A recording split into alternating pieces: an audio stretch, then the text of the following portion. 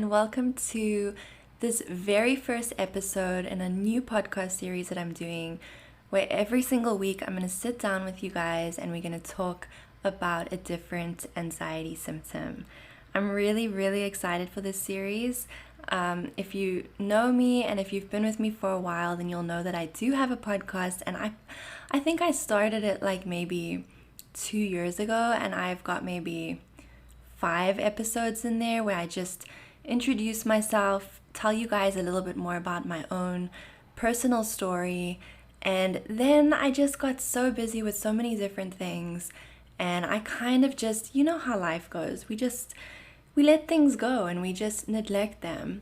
And our community on Instagram has grown so beautifully, and symptoms are one of the top things that we talk about on there, because if you suffer with anxiety, then you know how those physical symptoms, those mental, emotional symptoms just completely take over.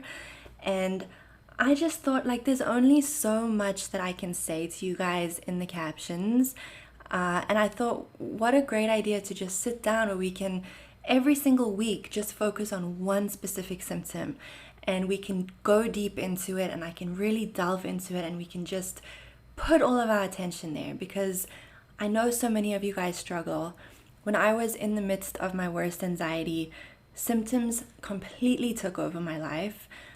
Physical symptoms were something that I didn't even know that anxiety could cause, to be honest with you.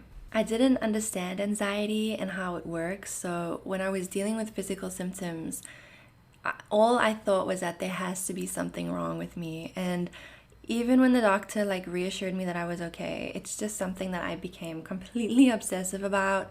My health anxiety was just horrendous, and I know so many of us deal with health anxiety here, which makes sense, because if we're dealing with physical symptoms, naturally we're going to start to think something has to be wrong, right?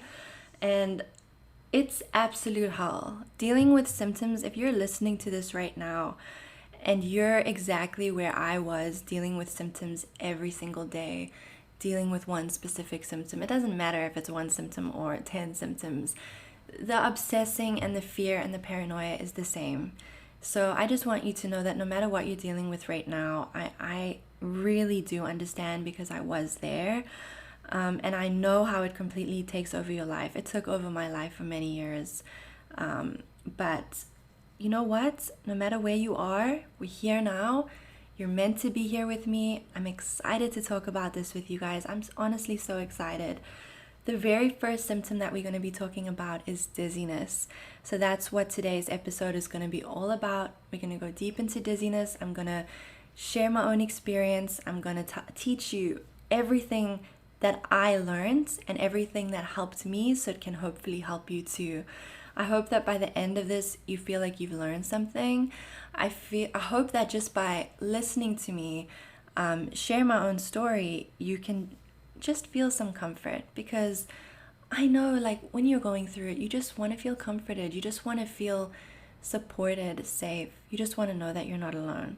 So even though I'm sitting here physically alone right now, and you may be listening to this and you're in your world, in your reality, you're physically alone, we're together. So you may be physically alone, but we're actually all here together right now. I hope you can just feel this positive energy as we all sitting here listening together. So let's just dive right in. I honestly don't think that there's many things more unsettling than feeling dizzy. It's a really uncomfortable feeling like your world is spinning around you and not having any control over it.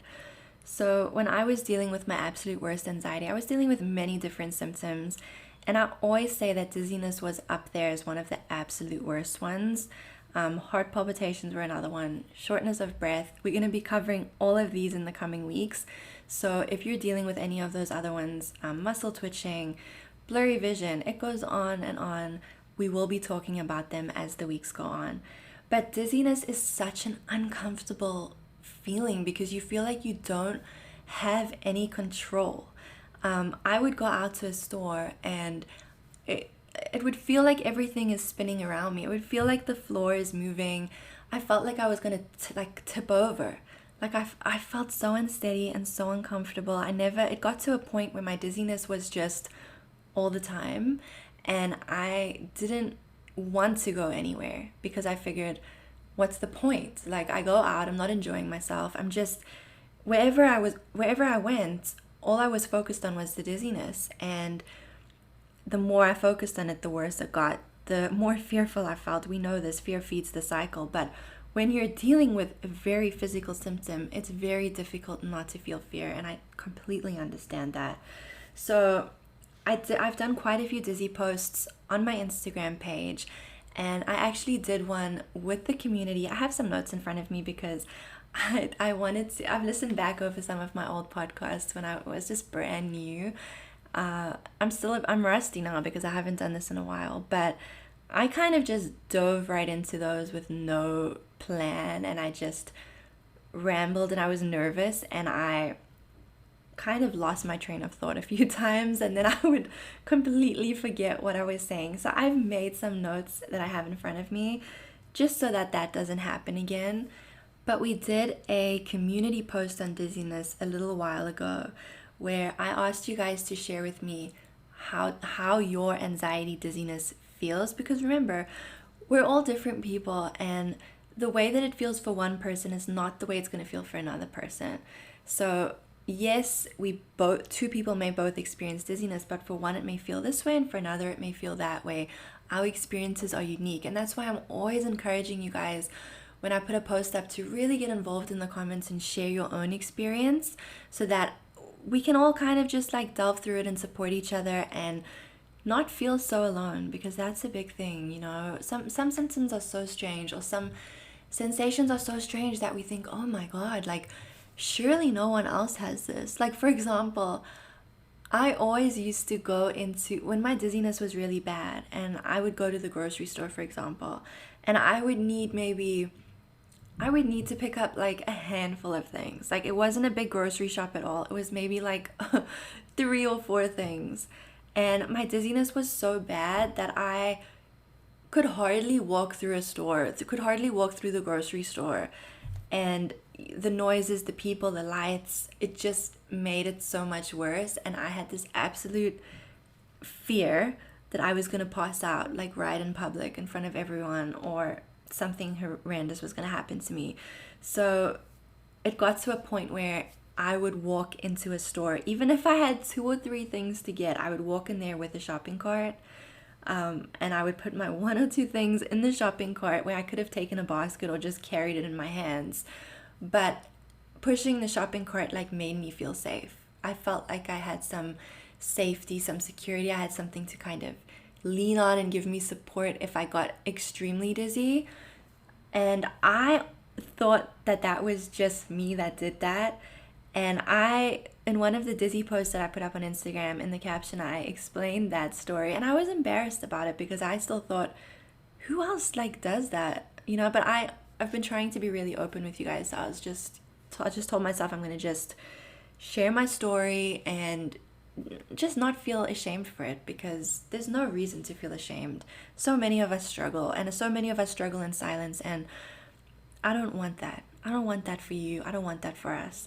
So I shared that, and so many people said, oh my god, I do the same thing. A lady told me that she pushes her son's stroller, like she feels safe having the stroller outside when she goes on a walk, even if he's not in it. And I completely get that, because it just gives you that kind of security and that comfort. So that was really interesting. There's been so many things that I've shared about dizziness and other symptoms where I thought it was just me, and then so many of you guys come and say, oh my gosh, that's me too. So I just thought I would share that with you. So we did a community post, and I asked you guys how dizziness feels for you, and there were different answers. Like I said, we're all unique, right? And I wrote them down actually so I could read a few to you. So the top 3 answers that I got a few times were, well, this was actually, I only got one person said this one, like you're tipsy when you're sober. And that, if you've been tipsy or drunk, it does feel like that, but it's scary because you know you haven't been drinking.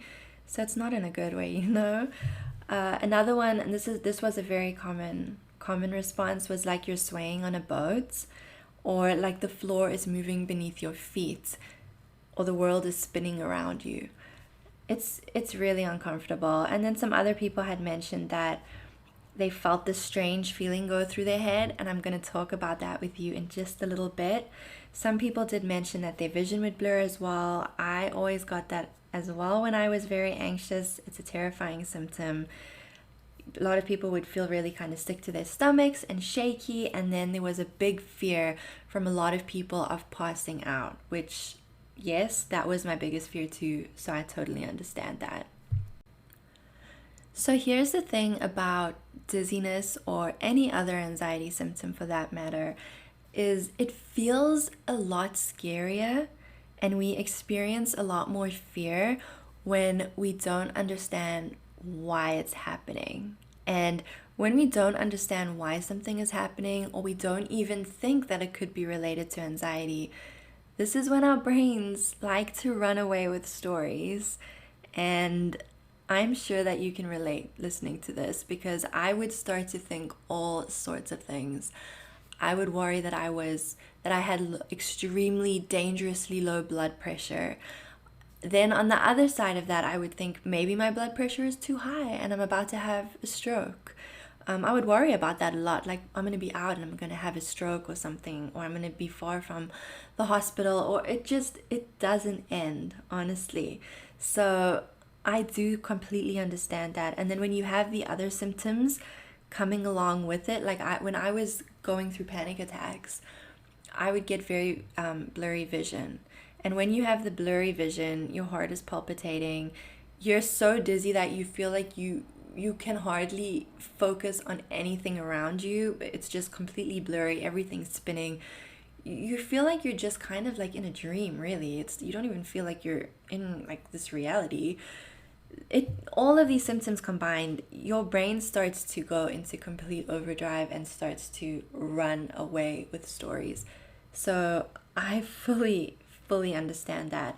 So it's very important to understand why symptoms happen. And when it comes to dizziness, there's two main reasons for it. Okay, so again, if you've been with me on Instagram for a while, if you've been following along with my videos for a while, with my blog posts, if you've read my book, I have spoken about this so many times, and I will keep talking about it because I think it's so important to really drill this into you so that you can really get your brain to start understanding why you're struggling so much. So the first reason would be the fight or flight response. And when so what happens is when your brain thinks that you are in danger, it activates the stress response. And when this happens, your body releases a flood of stress hormones. These stress hormones are what activates that fight or flight response. And when you experience this and you're not in a truly life-threatening situation, you're going to feel every single sensation.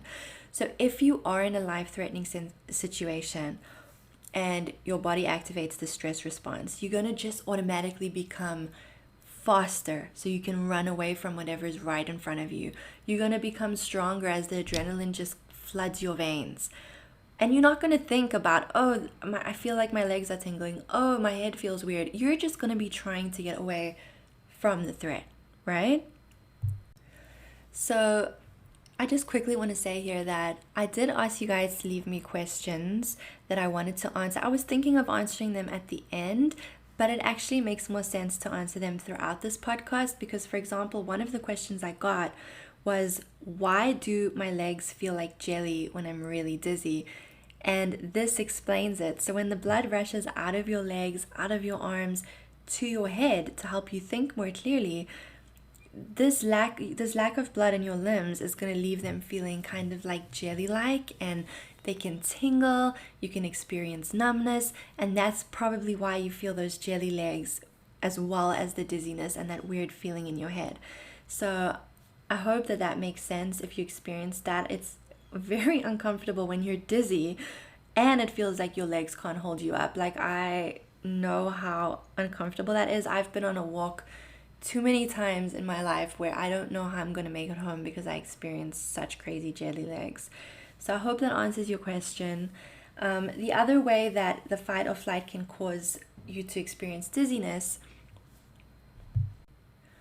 is that the blood rushes out of your head to areas of your body your brain thinks needs it most. So it's going to be different for everybody. So for some people, they're going to experience the rush of blood to their head, and this sudden rush of blood to your head causes you to feel really dizzy and off balance. Or your blood could rush out of your head to your arms, because remember, your brain thinks that you're in danger, and by more blood coming to your arms, it makes you stronger. It makes you so that you can fight, right? Or you'll have the blood rush to your legs so that you can run away faster. It just completely depends, and it's different from person to person. So it's either blood rushing to your brain or blood rushing away, but either one is going to leave your head spinning and just leave you feeling just really dizzy, uncomfortable, and off balance. Now, another reason that you may be experiencing dizziness, and not just dizziness, but many other symptoms, especially tingling, numbness, headaches, sleep issues, it goes on, and I've spoken about this so many times, is that you're not breathing properly. So you're probably like, what the hell are you talking about? My body breathes for me. And yes, we breathe automatically, but we take it for granted. And when we're dealing with a lot of anxiety, our breathing is usually very shallow. Because let me tell you something, if you're breathing deeply and you're breathing properly and consciously, you're going to feel a heck lot better than you're feeling right now. Trust me on this. And when I was dealing with my absolute worst anxiety, having panic attacks all the time, I was not breathing properly. And if someone had told me that, I would have been like, oh, like, what are you talking about? Like, I had sat and tried deep breathing and it hadn't worked for me. And I'm going to talk more about this in a little bit, but I just want to talk about shallow breathing for a second. So when we're anxious, we're breathing usually very shallowly from our chests. We're not breathing deeply from our bellies into our bellies. It's all just up here. Like sometimes it's hardly in the chest. It's those shallow breaths that actually can leave you feeling really short of breath. Have you ever experienced that when you feel like, especially when you get especially anxious or during a panic attack, you feel like you can't catch your breath? These short, sharp, like shallow breaths are called hyperventilation. And it doesn't just have to be during a panic attack when you're like, like losing your breath. This is something you may not even realize you're doing. You may just be doing it every single day and you may be completely unconscious of it. Most of us are.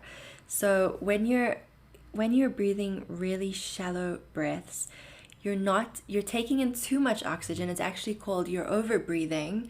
And then what's happening, and I'm just going to explain this in simple basic terms. I don't want to get too into this and bore you to death, but the carbon dioxide levels in your blood are going down. And when this happens and you're taking in too much oxygen and the carbon dioxide levels in your blood are going down, you're going to experience lightheadedness, headaches, tingling, and many other symptoms. So the goal here is to start controlling how much oxygen you're breathing in so you can raise the carbon dioxide levels. The best way, obviously, to do this is through deep breathing. But just regular deep breaths, like in through your nose and out through your mouth, may feel very difficult for you if you're hyperventilating or if your breathing is very shallow. I used to get very, very frustrated because I would try deep breathing. Like I had heard, oh, deep breathing is great for calming you down, and it absolutely is. But I would try to do it and it wouldn't feel like it's working for me when my breathing was really shallow, because I didn't realize that I was actually hyperventilating and taking in too much oxygen, right? So there's 2 breathing techniques that I absolutely love to help with this. The first one is called alternate nostril breathing. It really helps to control the stream of air going in and out of your lungs, and it is absolutely amazing for helping you to kind of like bring you back into the present and help you to start to feel more relaxed, especially when you are really panicked. But you don't have to do this just during a panic attack or when you're really panicked. it's something that I recommend you start incorporating into your daily life to help you to start breathing deeper. I have a highlight on my Instagram page called Panic Attacks, and in there I show you how to do it. I'll briefly explain it on here. Maybe you could try it right now, and maybe it will make sense if I explain it. We'll see. So you're going to use one of your fingers to close one of your nostrils. Like, let's close our right nostril, for example. Well, let's start there. Then you're going to take a deep breath in through your left nostril. And you're just going to breathe all the way to the top as deeply as you can. And you'll find that when you're doing it this way, you'll be able to, it will feel like you're breathing a lot longer as well. You're really controlling that stream of air. Then once you get to the top, you're going to plug your left nostril. You're going to hold the breath. You're not going to breathe out. You're going to close up your left nostril, and you're going to let the air out through your right nostril all the way. Okay? And then you're going to, so now your left nostril is closed. So now you're going to take a breath through your right nostril all the way to the top. And then you're going to hold it. You're going to close up your right nostril, release it through your left nostril. I hope that kind of makes sense. If you want to see a visual on that, I do show you how to do that on my Instagram page on my panic attack highlight. And I will make a new video on this because that is an older video. I'll make a new one for you that I can share and save somewhere. But that is one of my absolute favorite breathing techniques. When I discovered that, I discovered it when I started doing yoga. I talk about her all the time, but she's my favorite yoga teacher, Adrienne on YouTube, Yoga with Adrienne. She's amazing. She got me to absolutely fall in love with yoga. I had tried many other videos before, and I just could not relate to the person the way that I can relate to her. I highly recommend checking her out. I learned about alternate nostril breathing through one of her videos, and I fell in love with it. It's one of my favorite breathing techniques. Then another breathing technique that I love is called straw breathing. And this is when you're going to, you can do this directly through a straw if you want to, but you're going to purse your lips as if you're taking air in through a straw, and you're going to breathe in like that. So your lips are pursed, and then you, oh, sorry. I did not mean to whistle. You're going to purse your lips, and so it sounds different. And you're going to do that until you've breathed in all the way. And then you're going to release the air through your nose. Okay? And then you can do this a few times like that. And you can do it the opposite way as well, where you breathe in through your nose first. And then you let the air out through your lips that you still purse as if you're breathing out through a straw. So I know it's a little bit difficult me trying to explain this while you're just listening. I am thinking about doing podcasts as we move forward, like with a video where you can see me. But I will make a video on that if you're interested in that. But those are two breathing techniques that I find incredibly helpful for helping to control the stream of air when you're not breathing deeply enough. The last thing I just want to say about breathing is that I highly recommend trying to build up to at least 20 minutes a day if you can. It will make an absolute massive difference in your life. I promise you. It reduces cortisol levels in your body, which are your stress levels. It brings you back into the present. It helps to release toxins from your body. I could go on, but it's truly an amazing tool that is just readily available to you at all times. So deep breathing is number one, and you're going to hear me always talk about this, okay?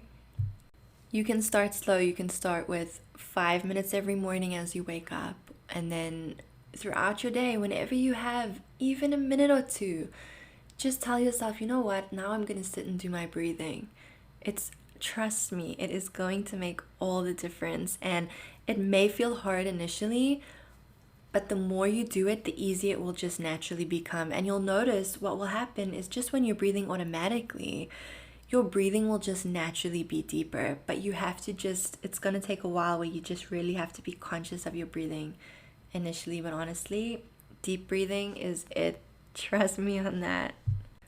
So there's another question here that I'd like to answer, which I think is a very important one. A lot of the questions that I got were the same. So I got a lot of the same question. So if it doesn't sound like I'm answering too many questions, it's because I would have like 20, 30 of the same one. So this one came up a lot, and it's, why do I feel dizzy all the time? Like 24/7, even if I'm not having a panic attack? And that is a great question, because the fight or flight, we've come to recognize, okay, the fight or flight happens right in the midst of a panic attack. But when you are chronically stressed and dealing with anxiety on a daily basis, there's inflammation happening in your body. Your nervous system is always, for lack of a better term, it's always turned on, and it's always on the verge of fight or flight. So you're always going to be experiencing symptoms to some degree, whether that's dizziness or other symptoms as well. So I want to talk a little bit about inflammation, and I don't want to go on a ramble here, and I want it to make sense to you. So I have my book in front of me, and I have a section that I wrote on inflammation, and I'm just going to read that to you because hopefully it will make more sense to you if I just read this to you. So inflammation is something that you have happening in your body right now. I am not a doctor and I haven't done any tests on you, but if you have physical and mental symptoms every day, then there is some inflammation going on. I am just not sure to what extent. Inflammation is your body's natural response to an injury.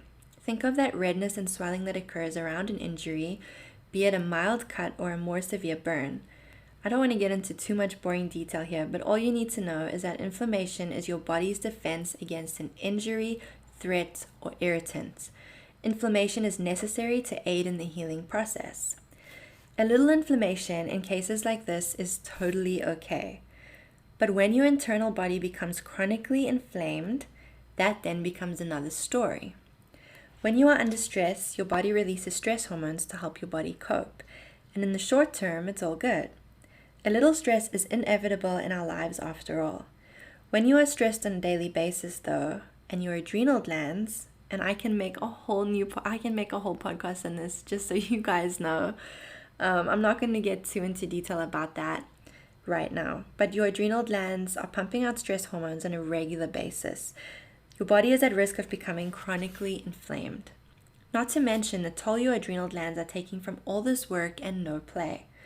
When your adrenal glands are burnt out and when you are in a state of chronic inflammation, you will experience many symptoms that may not necessarily be visible to the eye. Sure, acne is a side effect of inflammation thanks to toxin overload, but you may also feel exhausted with frequent emotional outbursts. You may feel at the absolute end of your rope, and your physical symptoms like dizziness, stomach issues, and muscle and joint pain may be amplified.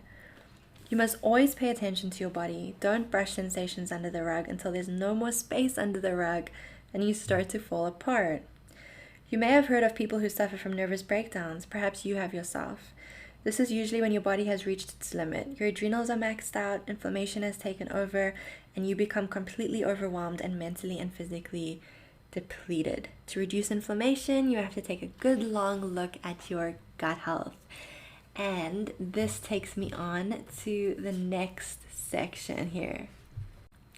So there were many questions on what can I do to control my dizziness? What can I take? What supplements? What helps you?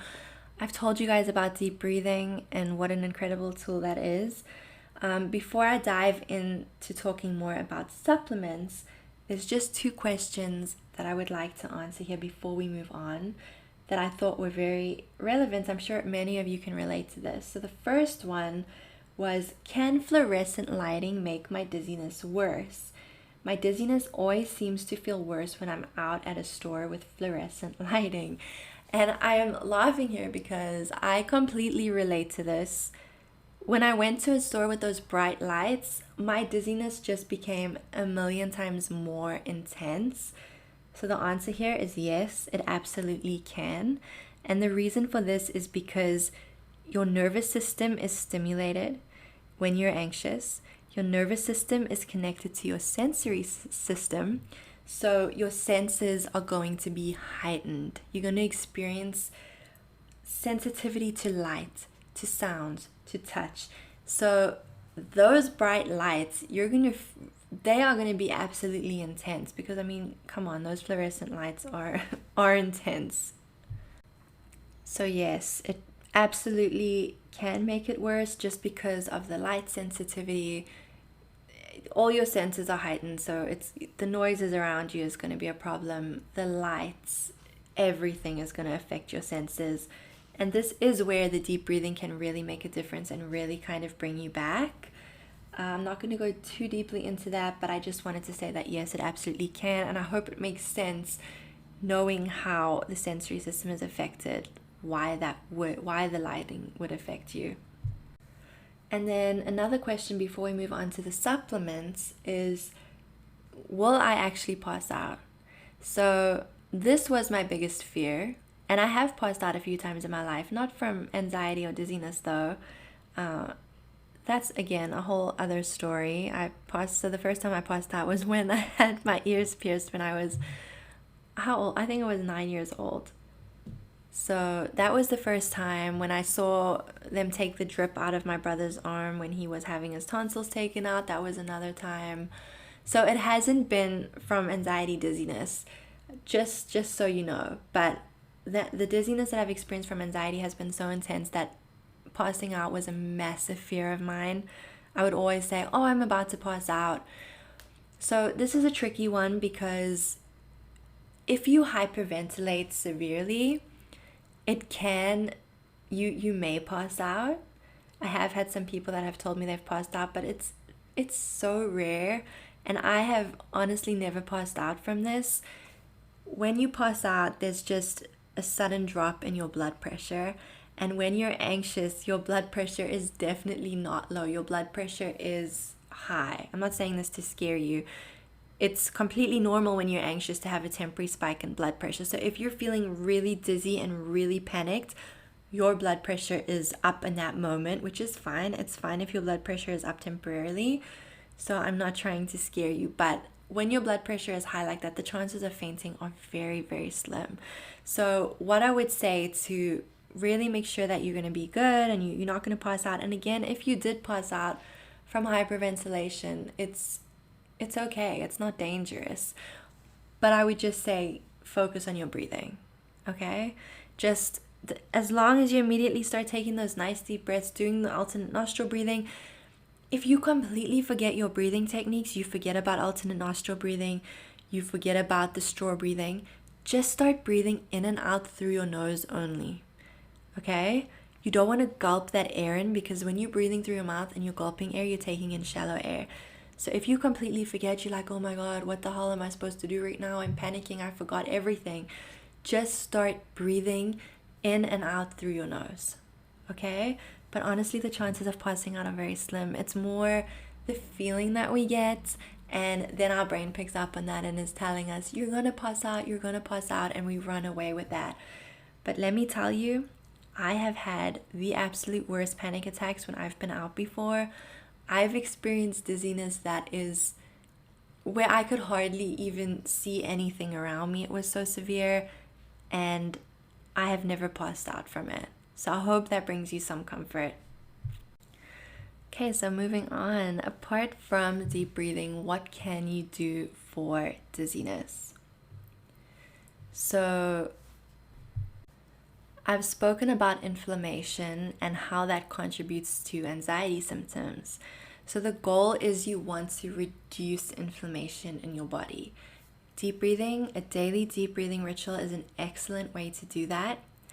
And then every single thing that you eat will have an impact on your symptoms. Now, I'm not saying, oh my God, you can't eat anything. Life is about balance and moderation. But if your diet is, I don't even like that word diet, so we're not going to use it, because I'm never about restricting calories or anything like that.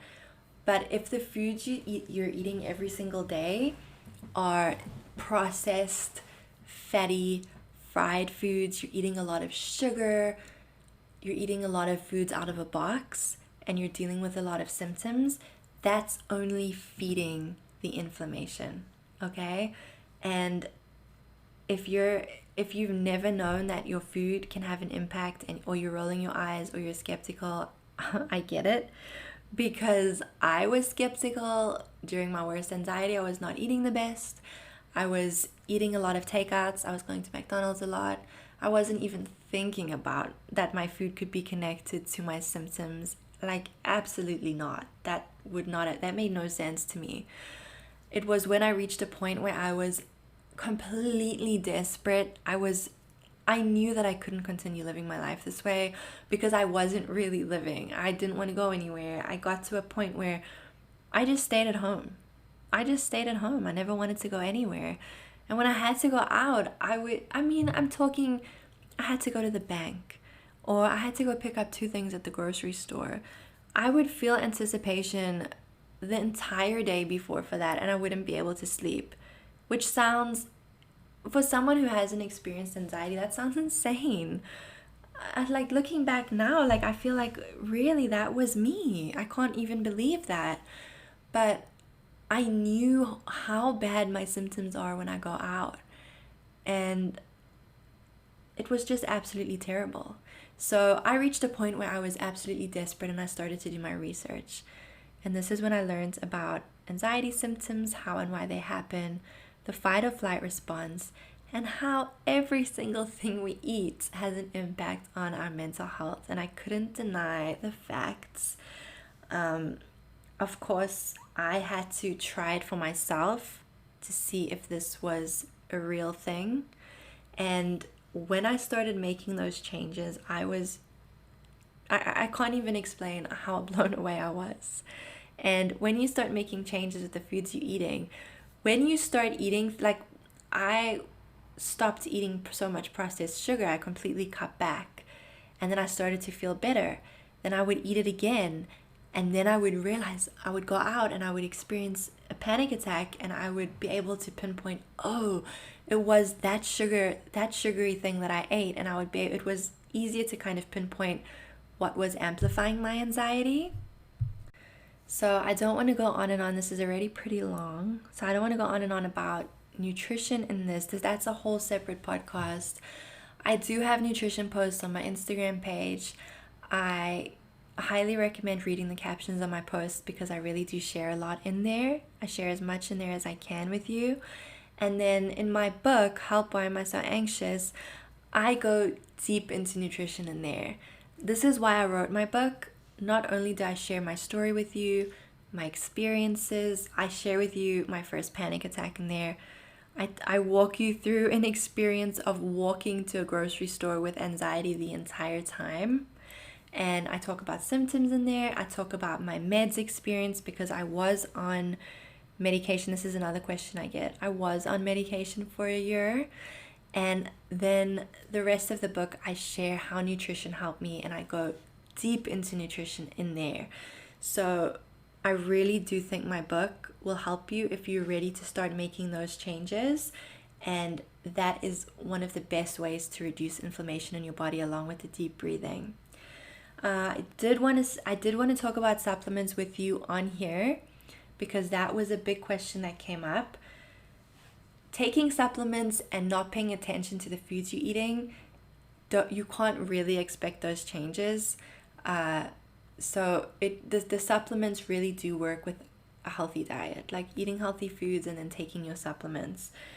But of course, we all have to start somewhere. If you even just start with the supplements for now, that is a good start. That's a great start. I actually started with magnesium glycinate, and if you've been with me for a while, I bet you knew that I was going to talk about that. I bet you definitely knew that I was, because I'm obsessed with this supplement.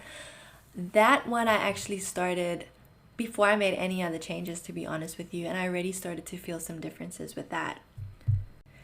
Every supplement that I'm going to talk about with you here, I am in the caption of this podcast going to share links to articles and other resources where you can go read more about them, because I could sit here and talk for an hour on each supplement, and I don't think you want to sit here for an hour listening to one thing. So just to briefly touch on magnesium, there's different forms of magnesium. A lot of people get confused with this. So if you go into any drugstore or pharmacy, the form that you're going to find is going to most likely be the citrate form, which is not the one that I'm talking about here, not the one that you want for anxiety. It's not well absorbed by your body. It kind of literally goes right through you. It's a great one to take if you're constipated, but it's not something you want to look at if you're looking for something for anxiety. So the glycinate form is very well absorbed by the body. It's much gentler on the stomach, and it has many, many benefits. Magnesium actually helps to reduce inflammation in your body. It helps to increase serotonin in your brain, your brain's feel-good chemicals, so it helps to boost your mood as well. It's fantastic for depression as well as anxiety.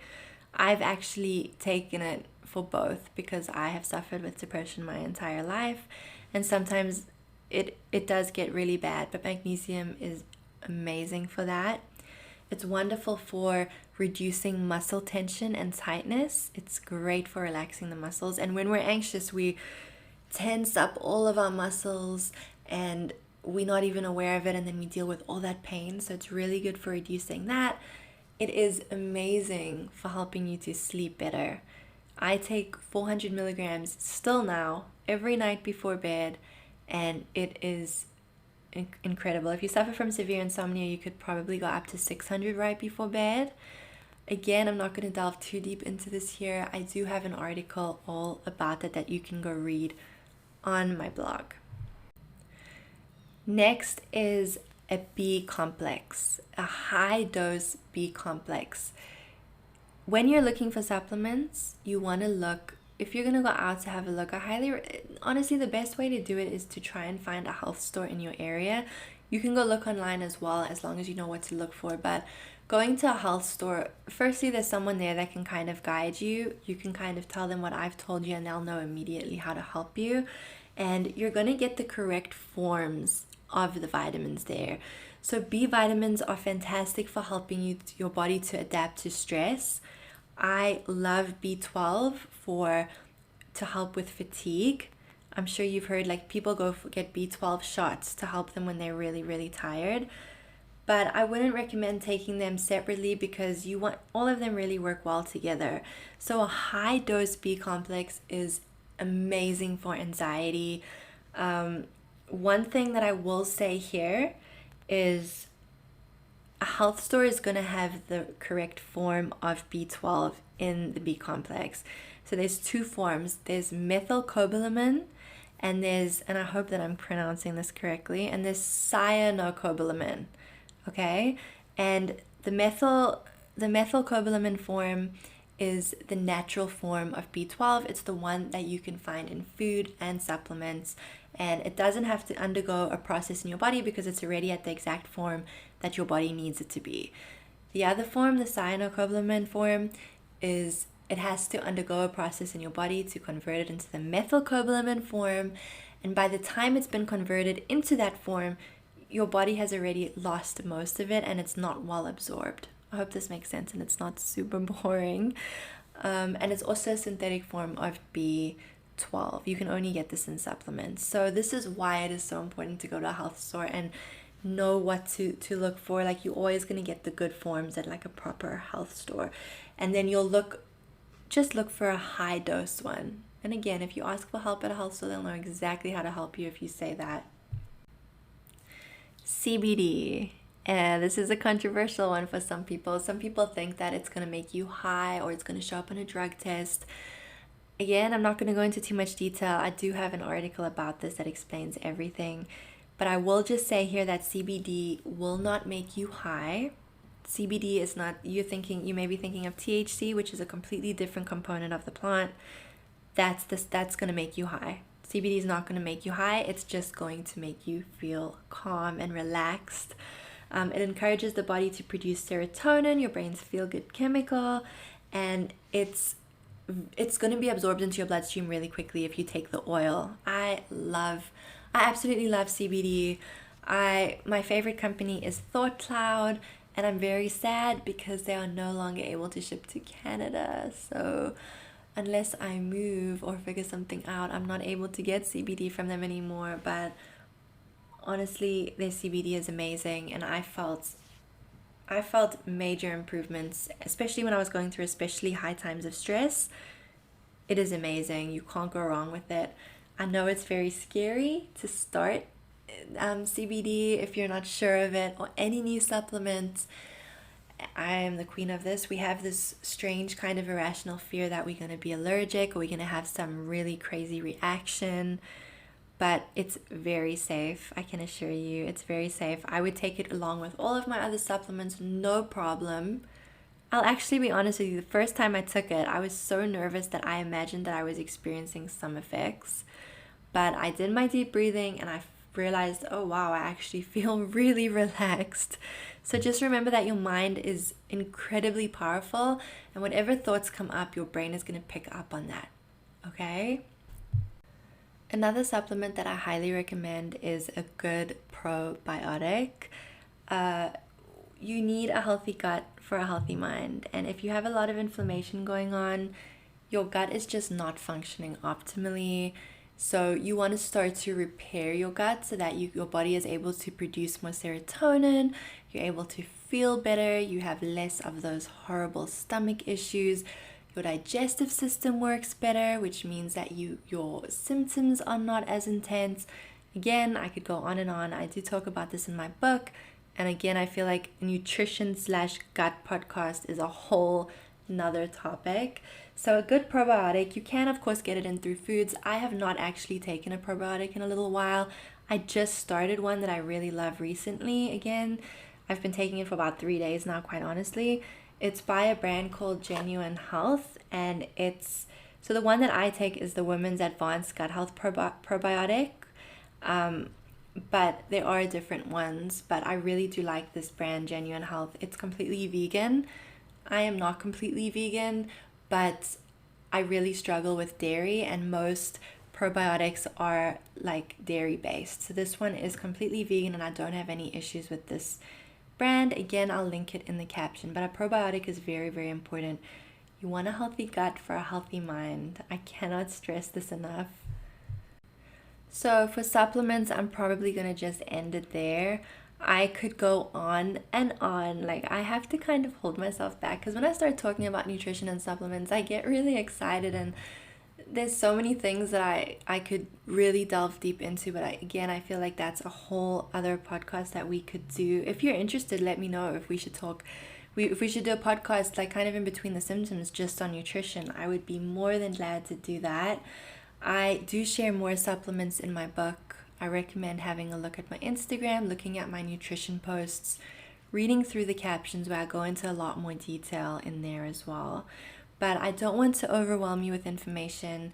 That is a really, really good place to start. The deep breathing, these supplements, the CBD, and then finding ways to reduce inflammation through your foods. So just eating less takeout, less processed food, eating more real nutrient-rich foods, cooking more at home, like finding more time to experiment in the kitchen. So I can't believe it. We've been sitting here for quite a while together. I told myself that I want to keep these nice and short and bite-sized for you guys. Let me know if you do like them longer though. It's just, I don't want to come on here and speed through. I already talk fast as it is, trying to get in all the information, but I don't want to come on here and you leave feeling like you haven't learned anything. Like, I really want to share as much as I possibly can. Again, I could go on and on, but this is the most, I've really tried to like condense it into what I feel is the most important stuff that you need to know about dizziness and what can help you, why it happens, how it feels. So I really thought that we could keep this short, and we're touching on almost an hour, I think. I'm not even sure, but I hope that you don't mind them long, so that we can really get into them. I know for myself, when I was going through symptoms, I would sit for hours reading and learning about a symptom that I was dealing with, and it wouldn't matter to me because I just wanted to experience that relief and that comfort, like just some kind of comfort. My gosh, like when you're dealing with it all the time, you're just desperate for relief. So I really hope that you feel like you have learned something today through this. I really hope that it's brought you some comfort. Like I said right in the beginning, I know that we are physically apart, but as you listen to this, there's other people listening with you. I always say this in the community on Instagram. I always say you're never alone. And I always say to you guys, I know it's easy to say that. Oh yeah, right. You say that I'm never alone. I feel very alone, and I understand that, especially when you're struggling. But just come to the community and like read through the comments and see how we're all supporting each other, and you'll see that you genuinely are not alone. Don't fall into that thinking. I fell into that thinking, and it's not helpful, because just because we can't all meet each other or be in a room together right now does not mean you're not alone, okay? We're all over the world, and we found a place to connect, and that to me is amazing. And I am so proud of our beautiful community. I truly am.